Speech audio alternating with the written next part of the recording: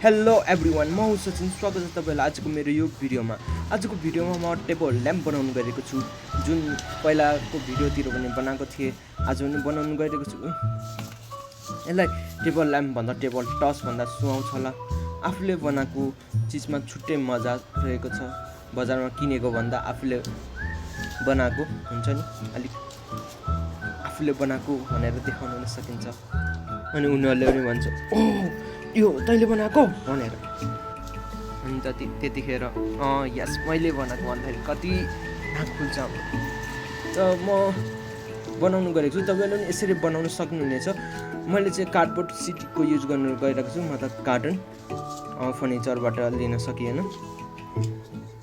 Ply कार्डहरू खै केही छैन। अनि बिस्तारै बनाउँछौँ कार्डबाट पनि। अहिलेको लागि कार्टनबाटै बनाउँ। र यो इन्चहरू सबै आफ्नो हिसाबबाट लिन सक्नुहुनेछ। मैले चाहिँ यसरी लिएको छु, तपाईँले देख्न सक्नुहुन्छ। यसरी केही एक्स्ट्रा पिसहरू राख्नु काम लाग्नेछ कार्टनको। यदि कार्टनको बनाइरहनु भएको छ भने, न त काठको बनाइरहनु भएको छ भने त काठकै, फलामको बनाइरहनु भएको छ भने फलामकै। एक मिनट मैले केही बिर्सेँ जस्तो छ। इन्ट्रो खै त लगाएको मैले। अब इन्ट्रो पछि सुरु गर्नेछौँ यो भिडियो।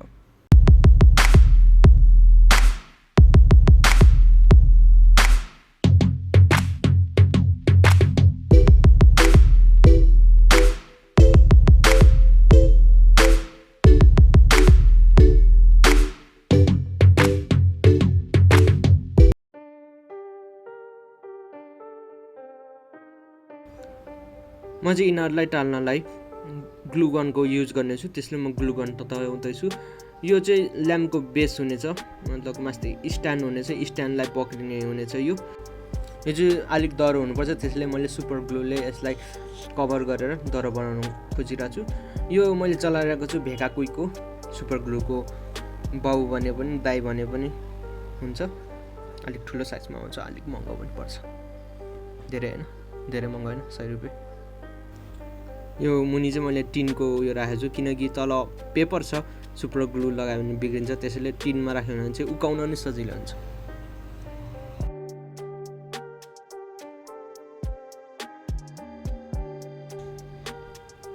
यो चाहिँ म 9 भोल्ट ब्याट्रीको साइजको पिस काट्दैछु। यसको काटेको भाग पनि राख्नेछु, पछि काम लाग्नेछ। तपाईँले पनि ब्याट्री नापेर यसलाई काट्न सक्नुहुनेछ आफैले। अहिले चाहिँ म यो 9 भोल्ट ब्याट्री जुन मैले युज गर्न लागेको छु, त्यसको लागि म एउटा होल्डर बनाउनु गइरहेको छु। होल्डर भन्दा नि हाउस भन्दा हुन्छ, ब्याट्री हाउस। किनकि होल्डरमा त ब्याट्री कनेक्ट गर्ने पनि हुन्छ, तर मैले छुट्टै कनेक्टर हाल्ने भयो, त्यसैले हाल्नेछु त त्यसकै लागि म त्यसको हाउस बनाउनु गरेको छु, ब्याट्री हाउस। त्यो कार्टनको पिसहरू युज गरेर, कार्टनकै बनाएर चाहिँ कार्टनकै पिस त हुनुपर्छ नि।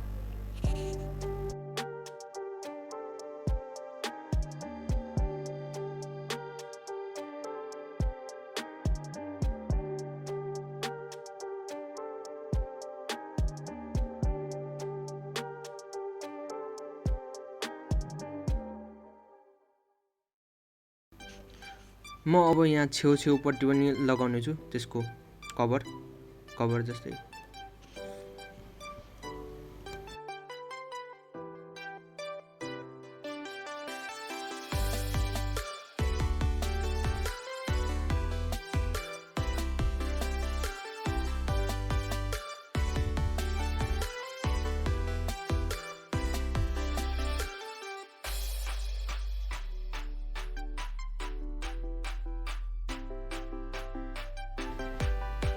तपाईँहरूले देख्न सक्नुहुन्छ, मैले यस्तो खालको बनाइसकेको छु चारैतिर टालेर। तपाईँहरूसँग नि ग्लु गन छ भने एकदम सजिलो हुन्छ। फेभिकलले टाइम लाग्छ, सुपर ग्लुले हातभरि सुपर ग्लु नै ग्लु हुन्छ, चिप्लिनु हुन्छ। त्यो बेस्ट भनेको ग्लु गन हो। तर फेभिकलले चाहिँ फेरि टालेपछि चाहिँ राम्रोसँग टालिन्छ, कहिले उकिँदैन। यसले पनि उकिँदैन। त्यही अगाडि हात पोल्छ, हातमा लाग्यो भने। अनि ग्लु गन टाँच्दाखेरि स्पाइडरको जाल जस्तो निक्लिन्छ, मसिनो धागो जस्तै। तपाईले टाल्नु भएको अनि एक्सपिरियन्स गर्नुभएको होला यो। यसको चारैतिर कभर त लगाइयो, अब बीचमा पनि लगाऊँ। यो ब्याट्री अड्किने ठाउँ, ब्याट्री पछाडिबाट हाल्दाखेरि अर्कोस्, त्यहाँ तल भित्र नपसोस्, भित्र पस्यो भने त तपाईँ मचाइहाल्छ।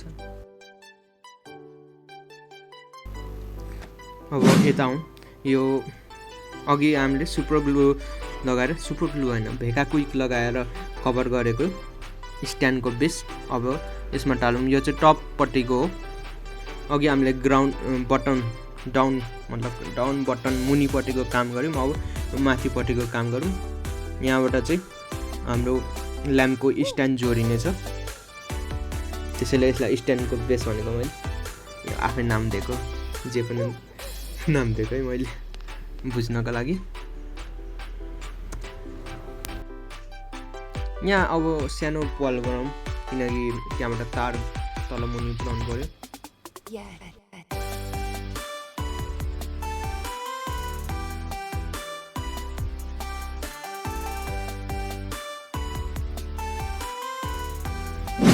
अब यसको इलेक्ट्रोनिक पट्टि आउँ। यहाँ मैले युज गर्ने हरेक सामान कम्पोनेन्ट सामान बनाइनुहुन्छ, त्यो तपाईँले दराजमा पाउन सक्नुहुनेछ।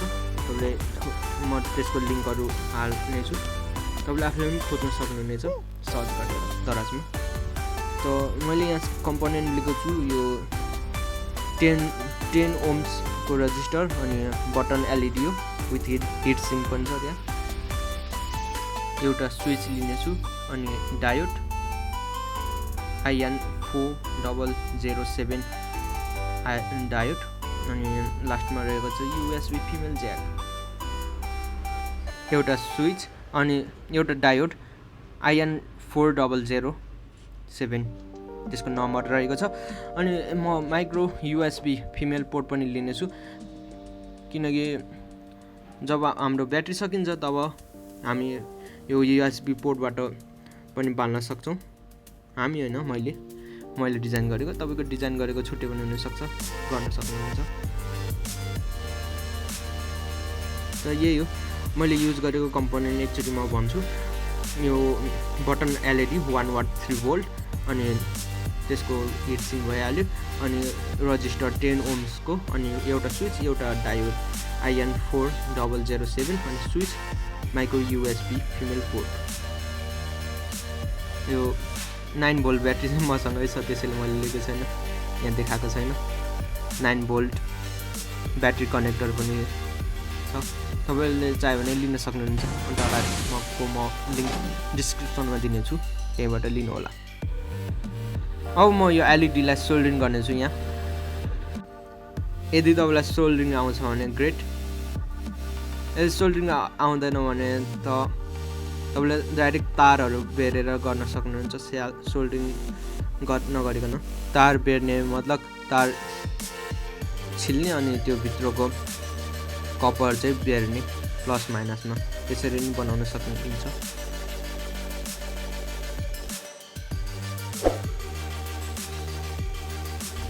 त्यो 10 ओमको रेजिस्टर चाहिँ यसमै टाल्नु होला, मतलब सोल्डरिङ गर्नु होला, ताकि हाई पावरलाई कन्ट्रोल गर्न सकोस्।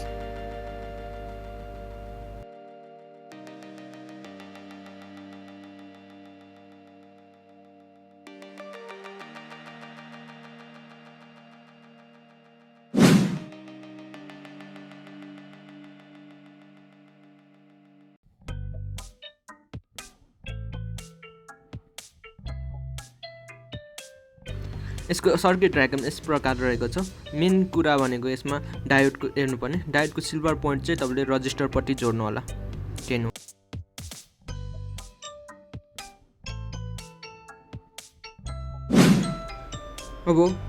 अब पहिला सुरु यो स्ट्यान्डमा म एलइडीलाई फिक्स गर्नेछु। अघि हामीले सोल्डरिङ गरेको एलइडीलाई यसमा फिक्स गर्नेछौँ।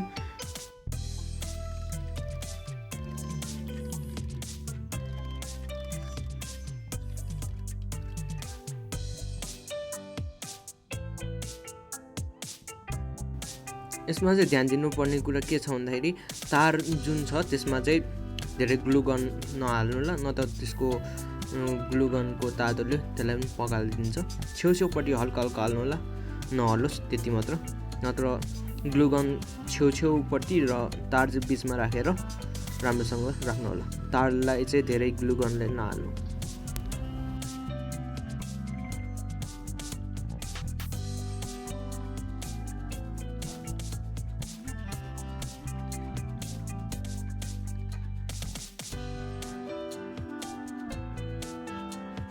मैले यो स्ट्यान्डलाई यहाँ हालिसकेको छु र तार पनि तल वालबाट निकालिसकेको छु।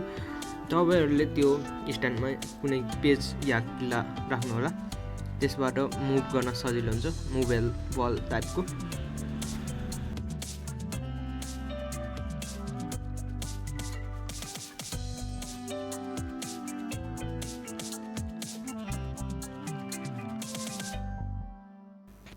अब यति गरेपछि म सबै सर्किट डायग्राम अनुसार फिट गर्नेछु। स्विचहरु कहाँबाट कहाँ कनेक्सन गर्ने त्यसरी नै। त्यो भन्दा पहिला चाहिँ म यहाँ स्विच त्यो USB कनेक्टर राख्ने प्वालहरु म बनाउने छु यसमा।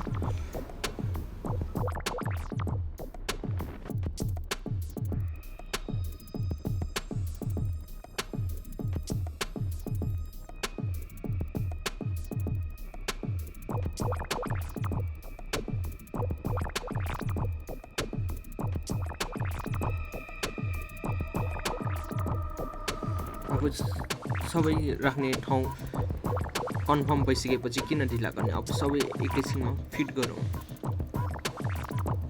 यहाँ चाहिँ मैले अगाडि ब्याट्री हाउसबाट ब्याट्री 9 भोल्ट ब्याट्री कनेक्टरलाई हालेको छु, त्यसको तार भित्र लगाएको छु मैले, हेर्न सक्नुहुन्छ।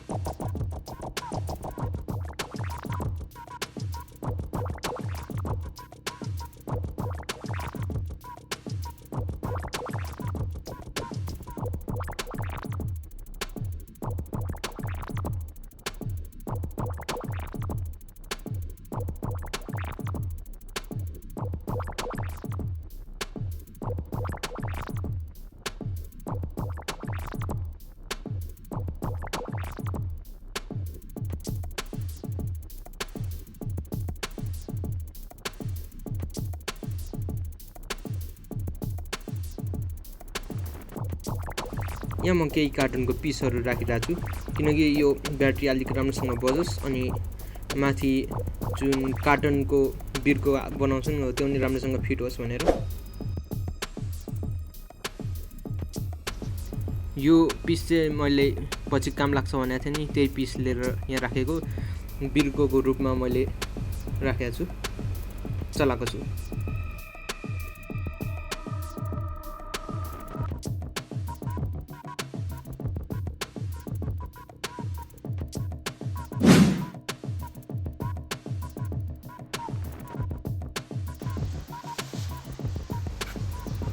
ओके, यो पनि रेडी भइसकेको छ अनि सक्सेसफुल पनि भएको छ हाम्रो टेबल ल्याम्प भन्दा नि टेबल टर्च भन्दा ठिक हुन्छ होला, एलईडी टर्च, किनकि यहाँ एलईडी बल्ब लागेको छ, एलईडी लाइट, एलईडी जे भने।